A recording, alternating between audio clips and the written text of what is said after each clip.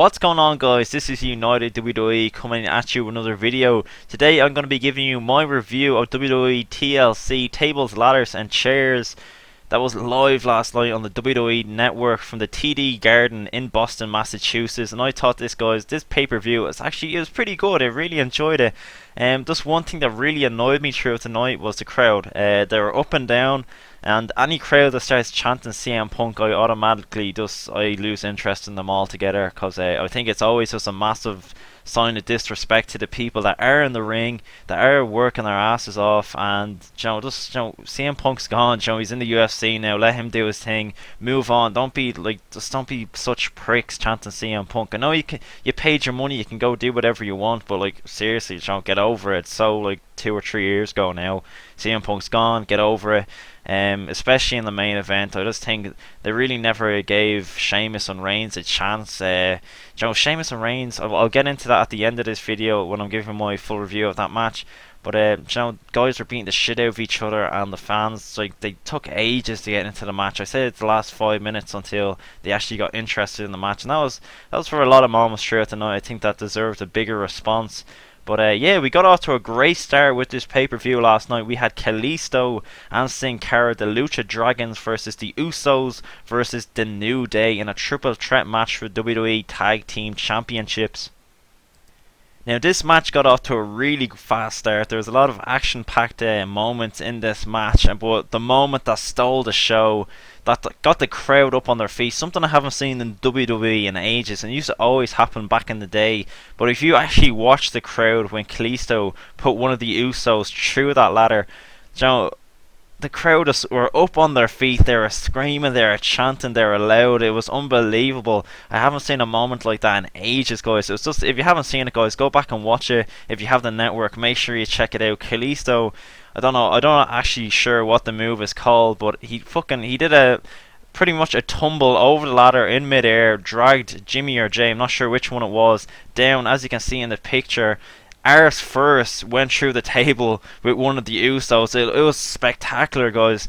I was just watching it on the network. My jaw dropped. I could not believe that he actually pulled this move off. Fair play to Kalisto, absolutely brilliant. It was one of them moments, you'll probably never forget, and fans will look at for years to come. And that's how you steal the show, guys. All these tag teams at the moment, a lot of them still have a lot to prove. The New Day have really took the ball and ran with it, but the likes of Kalisto and Sin Cara and the Usos, they still have a lot to prove, and that's how you go about things. That's how you steal a match. That's how you steal a moment at a pay-per-view. What Kalisto did last night, put his body on the line, had the fans up on their feet cheering. They got involved in the match more then, and I just thought it was absolutely brilliant moment. Xavier Woods was absolutely fantastic on commentary, kept us entertained through a very action-packed match. He actually got involved at the end of the match. He got up, got the trombone. He fucked it at Kalisto, who was climbing up to get the tag titles. So the New Day just took over then as Kofi went up to grab the tag titles. And yeah, the New Day retained the championships that they've actually done really well with at the moment. But just getting back to Kalisto, guys, I really think Kalisto has a bright future in the WWE. A lot of people may disagree with me, but I really think if he was put on his own, because I've never really been impressed with the Sin Cara gimmick. The Lucha Dragons, they're good together. They put on some good matches, but Kalisto for me has always stole the show, even in NXT. And the guy last night putting his body on the line like that just shows how much he loves what he does, and he wanted to get the fans up for the pay-per-view. Get the show off to a good start and really get his name up there. But I really think they brought back Alberto Del Rio as someone that can represent the Mexican people, but I really think Kalisto could be that guy in the future. Del Rio's doing a good job at the moment, but someone like Kalisto, he could really take it to the next level like Rey Mysterio did. So yeah, big thumbs up for Kalisto last night. Good work. Up next, we have the match everybody's been waiting for, the big fucking bore fest between Ryback and Rusev. This match was off the charts. It was 5-star. It was action-packed. I can't wait to watch this again on the WWE Network. Yeah, guys, I'm fucking bullshitting. It was terrible. It was boring. People were falling asleep in the crowd. Yeah, what a match. Can't wait to see it again. So yeah, guys, people were actually falling asleep during this match in the crowd. There's proof on Twitter, plenty of pictures of people in their seats with their eyes closed. People just didn't give a shit about this, guys. It's just a grudge match that's been thrown together for no reason, you know. I don't even want to talk about it. Same with Alberto Del Rio versus Swagger. It's just a stupid match thrown together just so they could have two members of the League of Nations go out there and have matches, you know. Yeah, I don't even want to talk about them, guys. It was shit. I hope there's not a lot of Ryback fans watching this video, or Del Rio fans, the Swagger fans, or Rusev fans. You know, like they're just matches I really couldn't give a shit about. They're matches I can't even remember how either match ended. Actually, to be honest, and I don't care because I probably want to get food or something like that during them matches. So yeah, do better, guys. I want to see better on the mid card, because it's sort of them moments, especially when these guys come out on Raw and stuff. You know, you just want to turn it off. You're not interested. Couldn't give a shit. And it's sad to say, because I know they're hard workers and stuff, but like the story, there's no interest at all in the storylines. You know, I don't know. I don't even want to talk about it, guys. I'll move on to the next match. Next up, we're going to be talking about the Dudley Boys. They teamed up with their old age pensioner buddies, Tommy Dreamer and Rhino. Yes, the pensioners came out for one night only for TLC to take on the Wyatt Family. And yeah, this match was a bit all over the place. I really didn't really get into it. I was really looking forward to this match, to be honest. I absolutely loved the Dudley Boys. You know, always respected Tommy Dreamer and Rhino as well from their ECW days, just doing crazy shit with weapons and all. I wasn't expecting too much from them too, but I really thought the Dudley Boys, you know, were really put on a show. The Wyatts, you know, it was a weird match because there wasn't really too many crazy spots. You know, we were expecting a lot of carnage in this match. Even though they did beat the crap out of each other, there was a lot of fuck ups. You know, we could see a lot of obvious spots just being fucked up. Bubba Ray actually had a moment where he was on the apron, and I don't know what happened between him and Strowman, but there's just a lack of communication, and Bubba Ray ended up just like jumping on Strowman, and it was just a complete fail. You know, it looked like, I don't know, Strowman missed a spot or something like that. But I don't like to be critical of that stuff, John. I always like to just be entertained by these matches. But when you see something as obvious as that, John, kind of takes away a bit from the match. But yeah, when these guys are so experienced, like I think they were going by the name of Team Extreme or something, which is a complete rip off of the Hardy Boys back in the day. But yeah, you know, I don't know, I really couldn't connect with this match. Never really got into it. The Wyatts, you know, they did okay. Harper and Rowan, I thought, looked very well. You know, they didn't have to do anything special, but anything they did do, they really did with conviction, and I thought that was good to see. But we hardly saw anything of Bray Wyatt in that match, and that's one thing that pisses me off. You know, because I'm a strong believer that Bray Wyatt is a guy that will be, you know, in the WWE for years to come. You know, there's something about him that, like, you know, he's different. He's completely different. WWE hasn't seen anything like him for years, and you know, I just really hope they don't miss the ball on this guy. He's been in a lot of top quality feuds recently, but you know, he hasn't really got anything out of them, you know. But yeah, I really want to see them do a lot more Bray Wyatt coming up to WrestleMania. If that means pulling them away from the Wyatt family, you know, getting Rowan, Strowman, and Harper into a different feud or something, just moving them away, because I really think, although it's cool for these like big matches, you know, they had the Shield and stuff, the big tag team matches and stuff. I really think Wyatt, you know, he could be better off on his own.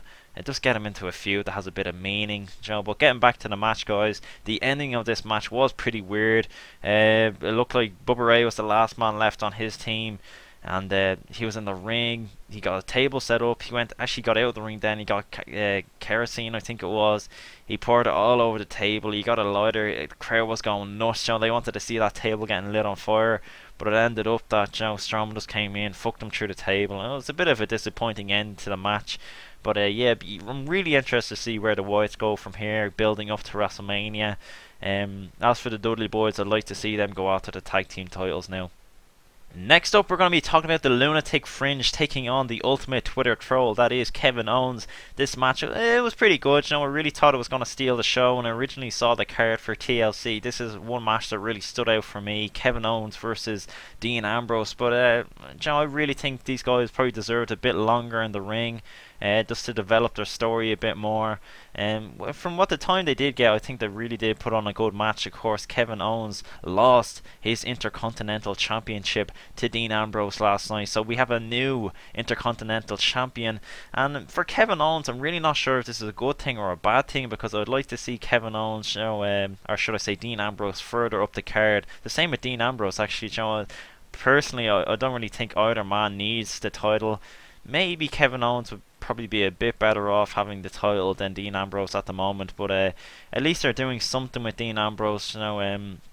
Maybe this could be a good build up for him from now to WrestleMania, just going against Kevin Owens, getting them good matches in. There's a lot of talk about Kevin Owens going against Brock Lesnar at WrestleMania. I think that would be great for Kevin Owens.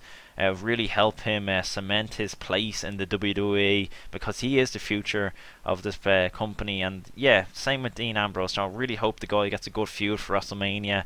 Whether or not he still has that Intercontinental belt would be interesting to see. But yeah, interesting times ahead for both guys. Enjoyable match, but I think they could have done a bit better. It was good to see actually after Dean Ambrose hit the dirty deeds, he got the 3 count. He just went absolutely berserk. He was out in the crowd, jumping into the crowd on the fans, stuff like that. It's good to see a good celebration like that. He really looked like he was enjoying himself. So yeah, well done Kevin Owens and Dean Ambrose. Good match. Next up, we're going to be talking Charlotte versus Paige for the Divas Championship. This was a very good match, guys. I found this very entertaining. A lot of people slated it on Twitter, which was surprising to see, to say the least.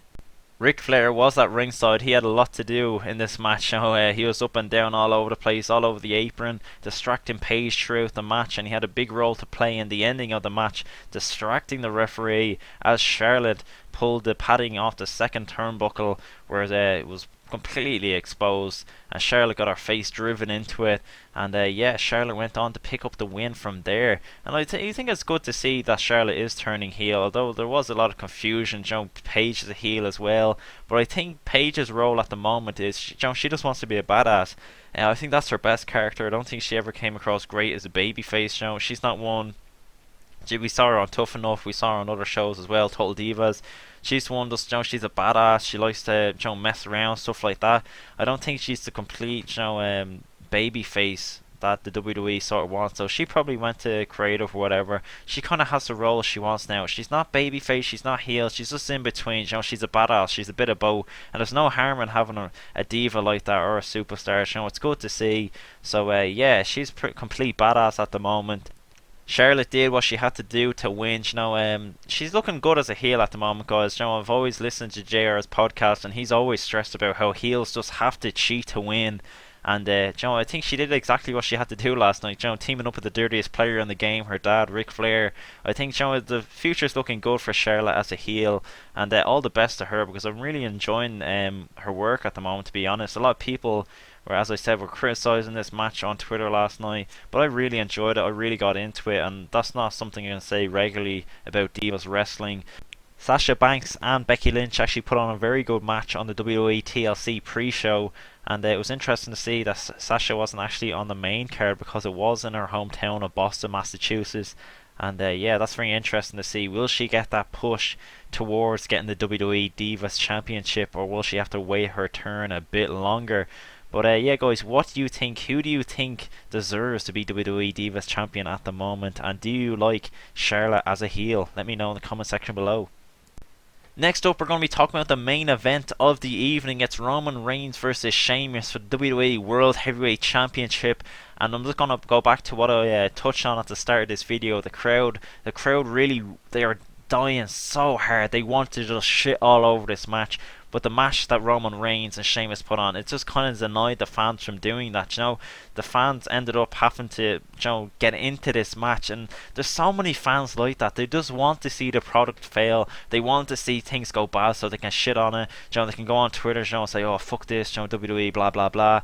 And the one thing I'll always respect is when the criticism is constructive. There's a meaning to what you're saying. There's a point. But when fans last night, these two guys can only deal with what's put in front of them by creative. The only thing that they have control on is what's happening when they're in the ring together. They can go out and steal the show, and I'm not sure if they had the best match last night, but my god, it was a brilliant match. These two just went to war last night and beat the crap out of each other, and I think the fans just ended up having to respect these two guys.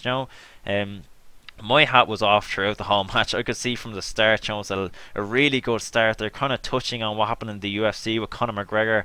Rusev, what am I saying? Roman Reigns just went across the ring and thumped Sheamus on the side of the head. Michael Cole kept touching on how there was a huge big lump on the side of Sheamus's head. He must have said that about 100 times. But they were trying to get a fast start to this, just like the UFC fight between Jose Aldo and Conor McGregor. And I think they did pretty well with that. It really looked like Sheamus wasn't happy with that hook to the side of the head that Reigns gave him, because he just went to work after that. He beaten the crap out of Reigns for a good while. Really stiff work from Sheamus, really laying it in. And yeah, I thought it was a really good match throughout. The fans just had to get into it then. Towards the end, they only really started getting into it. But these guys put each other through so many tables, so many ladders. As you can see in the picture, just look at the carnage. These two were all over the place, and I really enjoyed the match. That's one thing I was saying throughout the week, I should say. These two haven't been in the best storyline. It's been a shit storyline. But these two, once they're in that ring, they can scrap everything to the side. They can go to work, and they can just put on a good match. And I think that's what they did last night. As you can see, Sheamus was put through that ladder. Soon after, the League of Nations came down, as it looked like Reigns was going to get his hands finally on the WWE World Heavyweight Championship, but the League of Nations denied him. Eventually, Reigns somehow managed to get rid of Alberto Del Rio and Rusev. It was just him and Sheamus, but just as he was going to get that belt one more time, Sheamus nailed him with a bro kick. He went up, and you should have seen, it was actually really cool sell by Sheamus as Reigns was getting back into the ring trying to climb that ladder. Sheamus just gave him a look, like, holy shit, you're still wanting this title, you're still coming for it. And I thought that was pretty cool. But after it, guys, I just want a round of applause for WWE. Finally, guys, finally, soon after Sheamus retained the WWE World Heavyweight Championship, the WWE let Reigns be a badass. He went to work, he got the chair, he beat the crap out of the League of Nations. I thought it was actually pretty cool. They had Reigns up in a king's chair. Reigns and or why do I keep saying Reigns? It's Rusev and Del Rio had Sheamus up in a king's chair, and Reigns went ahead and speared both of them, took down Sheamus as well. He got the chair and he went to work, and he was just a badass. There's none of this smiling, smirking. Just let Reigns be a fucking badass, and that's what they let Reigns be last night. The referees came down then. Triple H and Stephanie came out. They were just screaming at Reigns to stop. He was causing so much carnage in the ring. Some of the chair shots to Sheamus were just brutal, guys. If you've seen the pictures on Twitter from Sheamus's Twitter account, he put up all these welts were on his back. So many cuts from the tables and stuff. But I say a lot of the cuts he had on his body was from these chair shots, because these were absolutely brutal. Reigns just went to work, really laid the chair shots in. But Triple H eventually got in the ring, and we wanted to see this for so long. The WWE should book Reigns like this all the time. They just let Reigns be a badass. He hit Triple H with a Superman punch, and then the chair shot. Some of the selling from Triple H was fucking hilarious. Who jumps up from a chair shot to the back? That's Triple H right though. Some great selling from Triple H, and yeah, he just went to work on Triple H. Stephanie was screaming at ringside. That really added it to it. The fans really started getting into it then. They're chanting thank you Reigns. That was good to see that he's finally getting a bit more appreciation from the fans. And I was talking about someone to this about the other day. Even though the fans know Reigns is the chosen one, he's the one WWE you want at the top. There's no harm in liking the guy. Who cares if he's handpicked? Try support this guy. There is other people you'd probably want to see at the top, but their time will come, just like it did with Daniel Bryan.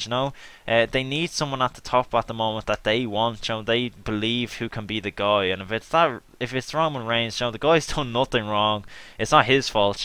There's no harm supporting him. I actually really like Roman Reigns. He's something different, and yeah, all the best to him. But it was good to see him getting the appreciation from the fans last night. As it was just the one time they actually let him be a badass, and look at the response they got from the crowd, which is good to see. So yeah, he continued to beat the crap out of Triple H. Eventually, he went to powerbomb Triple H through the announcers table. They actually fucked up that spot. The table didn't break once he powerbombed Triple H on the table. So he had to think things through.